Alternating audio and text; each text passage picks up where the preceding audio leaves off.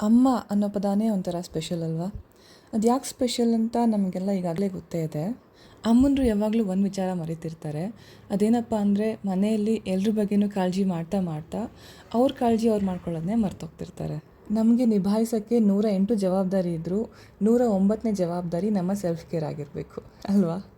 ಸಮ್ಮರ್ಸಲ್ಲಿ ಕೆಲಸ ಮಾಡುವಾಗ ತುಂಬ ಬೇಗನೆ ಡಿಹೈಡ್ರೇಟ್ ಆಗ್ತೀವಿ. ಡಿಹೈಡ್ರೇಷನ್ಗೆ ಸೊಲ್ಯೂಷನ್ಸ್ ಅಂದರೆ ನೀರು ಮತ್ತು ಎಳ್ನೀರು. ನಾನಿವತ್ತು ಅಕ್ಷಯಕಲ್ಪ ಆರ್ಗ್ಯಾನಿಕ್ಸ್ ಅವರ ಎಳ್ನೀರನ್ನ ಆರ್ಡ್ರ್ ಮಾಡಿದ್ದೆ with steel coconut opener.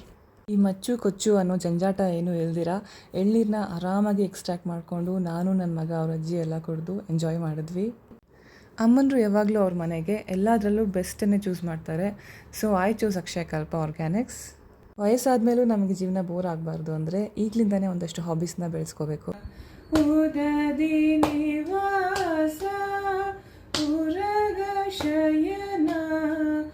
So ನಾನು ನನ್ನ ಶಾಸ್ತ್ರೀಯ ಸಂಗೀತ ಪಾಠನ ಅಭ್ಯಾಸ ಮಾಡಿ ಆಮೇಲೆ ಅರ್ಧ ಗಂಟೆ ಸೈಕ್ಲಿಂಗ್ ಮಾಡಿ ಅದಾದಮೇಲೆ ನಾಳೆ ಬೆಳಗ್ಗೆ ತಿಂಡಿಗೆ ಅಂತ ಇಡ್ಲಿ ಹಿಟ್ಟನ್ನು ರುಬ್ಬಿಟ್ಟು ಅಡುಗೆ ಮನೆಯೆಲ್ಲ ಒಂದು ರೌಂಡ್ ಕ್ಲೀನ್ ಮಾಡಿದೆ. ಬೇಸಿಗೆಯಲ್ಲಿ ನಮ್ಮ ಇನ್ನೊಂದು ಬೆಸ್ಟ್ ಫ್ರೆಂಡ್ ಅಂದರೆ ಮಜ್ಜಿಗೆ. ಸಾಯಂಕಾಲ ನಾವೆಲ್ಲ ಪ್ರಿಸರ್ವೇಟಿವ್ ಫ್ರೀ ಆಗಿರೋ ಅಕ್ಷಯಕಲ್ಪ ಆರ್ಗ್ಯಾನಿಕ್ಸ್ ಅವರ ಮಜ್ಜಿಗೆನ ಕುಡಿದು ಎಲ್ಲರೂ ಒಂದು ರೌಂಡ್ ರೀಎನರ್ಜೈಸ್ ಆದ್ವಿ. ಮೈ ಡಿಯರ್ ಮದರ್ಸ್, ನಿಮ್ಮ 109ನೇ ಜವಾಬ್ದಾರಿನ ಮರಿಬೇಡಿ ಅಂತ ಹೇಳ್ತಾ ಈ ವ್ಲಾಗ್ನ ಮುಗಿಸ್ತಾ ಇದ್ದೀನಿ. Take care.